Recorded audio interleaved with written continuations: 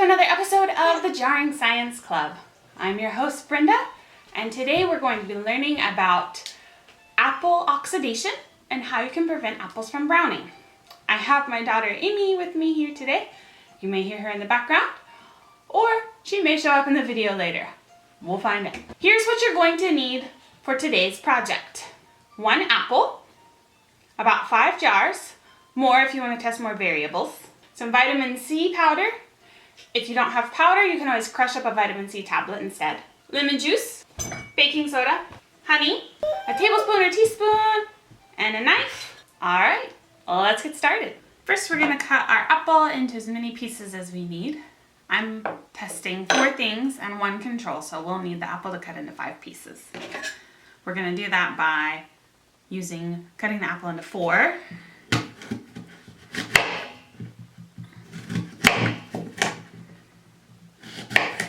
And then I'm going to use the inside of each apple, the core part, as the control. Now, if you want to test more things than you have pieces of apple to test, you want to make sure you're all using it from the same apple, because if you use different apples, the apples could brown at different rates.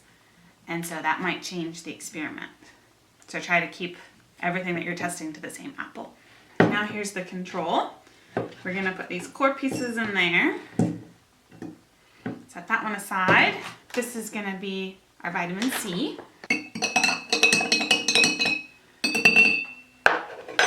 I'm putting about half a tablespoon into each jar. This is going to be honey,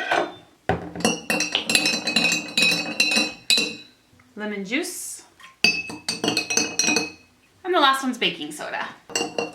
You don't have to test the same ingredients as me. You could do your own experiments and test different ingredients. I'm going to line them up and plop all the apples in.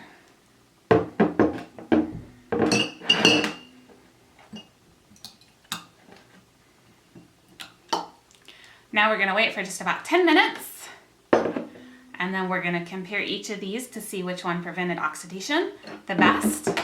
We're also going to taste them, because when we're trying to prevent oxidation, we want these apples to still be edible. If our ingredient prevents oxidation but still makes the apple taste bad, then it's not a good method of preventing apples from browning.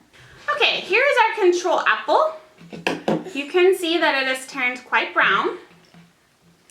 Is it good? So let's see how our oxidation prevention methods worked. All right, this is the baking soda. It turned a little brown on the top. That was the bit that was sticking out of the water. How is it? I think it's fine. It tastes a little sour on the outside. Kind of like what you would expect from like a sour candy. But still pretty good. I'd give that prevention method a B+. Next we have honey. You want to get that one out? Now this one is very, very white still. There's almost no browning at all. That's a very good sign. Let's taste it and see if it's any good. You gonna eat your apple? This one seems like it's pretty good too. Let me give it a try. That had almost no flavor. There's nothing that you can taste except for apple. No bitterness or any sort of sourness at all.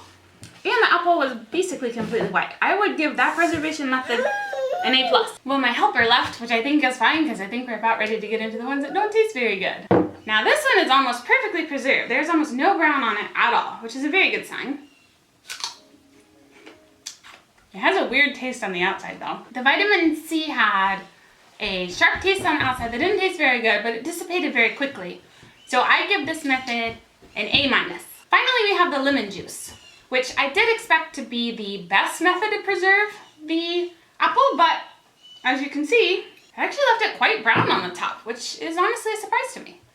I thought lemon juice would be the best. The apples definitely taste like lemons now. Because it turned it brown and it tastes like lemons, I'm gonna give this method a C. Did you get the same results as us? What was the best preservation method that you tried? Here's the science.